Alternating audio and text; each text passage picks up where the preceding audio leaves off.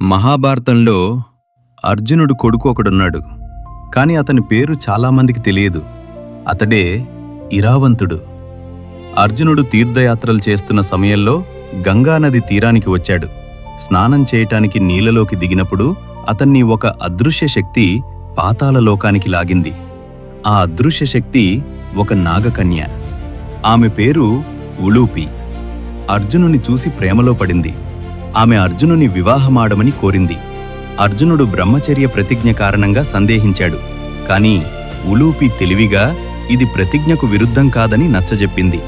ఆ రాత్రి నాగలోకంలో వారి వివాహం జరిగింది. కొంతకాలానికి ఉలూపికి పుత్రుడు జన్మించాడు. అతడే ఇరావంతుడు.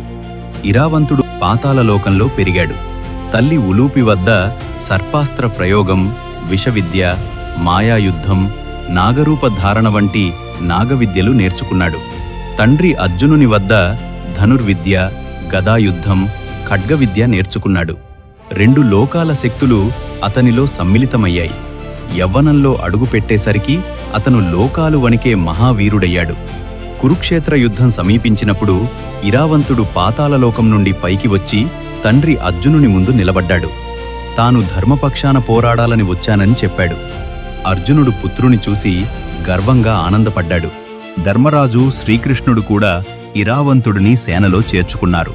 కురుక్షేత్ర యుద్ధం 8వ రోజున ఇరావంతుడు రణభూమిలో అడుగుపెట్టాడు. అతను కౌరవ సేనలో తుఫానులా దూసుకుపోయాడు. అతని నాగాస్త్రాలు వదిలిన ప్రతిసారీ శత్రు సైనికులు వందలుగా నేలకొరిగారు.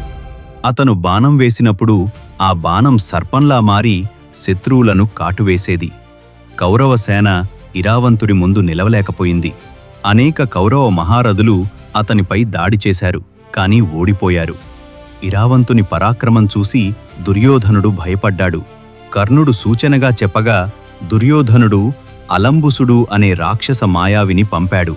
అలంబుసుడు రూపాలు మార్చగలడు, రాక్షస మాయను ప్రయోగించగలడు.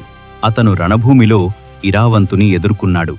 ఇద్దరి మధ్య భీకర యుద్ధం మొదలైంది.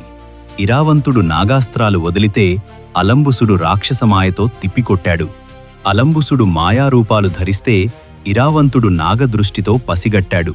ఇద్దరి మాయలు ఒకదానితో మరొకటి తలపడ్డాయి. చాలాసేపు యుద్ధం జరిగింది. చివరకు అలంబుసుడు ఒక మహారాక్షసమాయ ప్రయోగించాడు. ఆ మాయలో ఇరావంతుడు చిక్కుకున్నాడు. అలంబుసుడు ఆ క్షణంలో తన ఖడ్గంతో ఇరావంతుని శిరస్సు ఖండించాడు. ఇరావంతుడు ధర్మపక్షాన వీరమరణం పొందాడు. ఇరావంతుడి మరణవార్త విని అర్జునుడి గుండె భారమైంది.